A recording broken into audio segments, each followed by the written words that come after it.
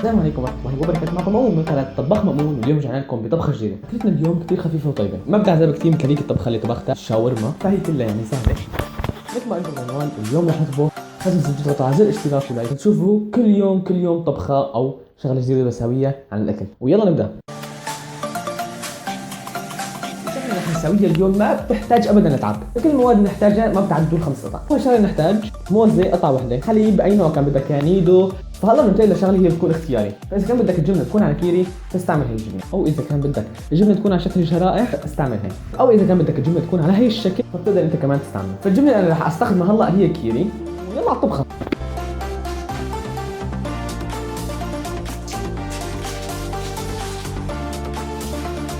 بعدين بندهن على السندويشة.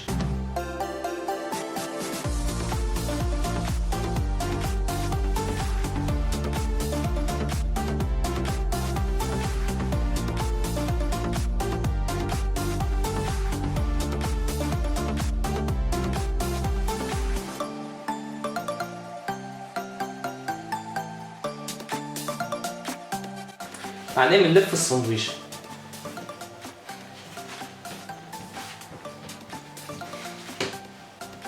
بحط السندويشة بهذا الشكل وبكبسها شوي، بعدين بحطها وبكبس بقوة مشان بالأخير تعطي موديل.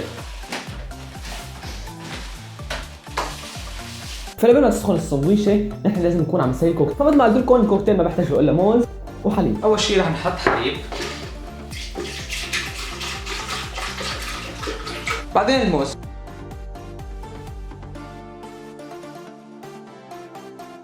بعدين رح احط معلقتين سكر من عندي لاني بحب شوي الاكل حلو.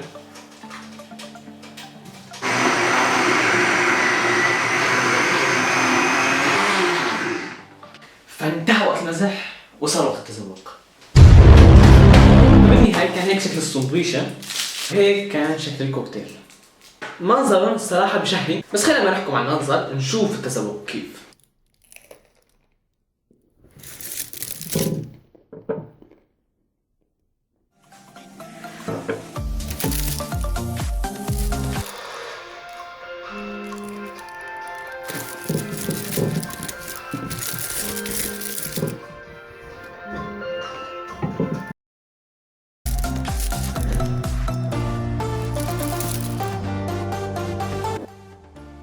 اقسم بالله يا شباب ما توقعت انه طعمتها تكون طيبه لهالحد. انا اول ما طبختها فكرتها يعني رح تكون سيئه شيء، بس صراحه طعمتها اطيب من الشاورما اللي سويتها. فاي حدا كان جوعان ما في شيء قدامه، مثلا امك ما كانت طبخه، امك مرضانه، امك تعبانه، فالحل الوحيد مثل ما انا سويت سهله كثير.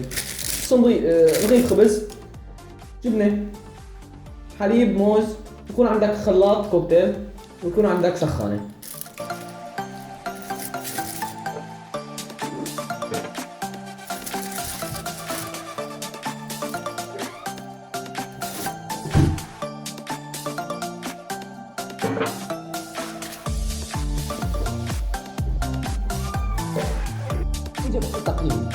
أقيمها من 10، أقيمها من 10، 10 من 10 وبجدارة.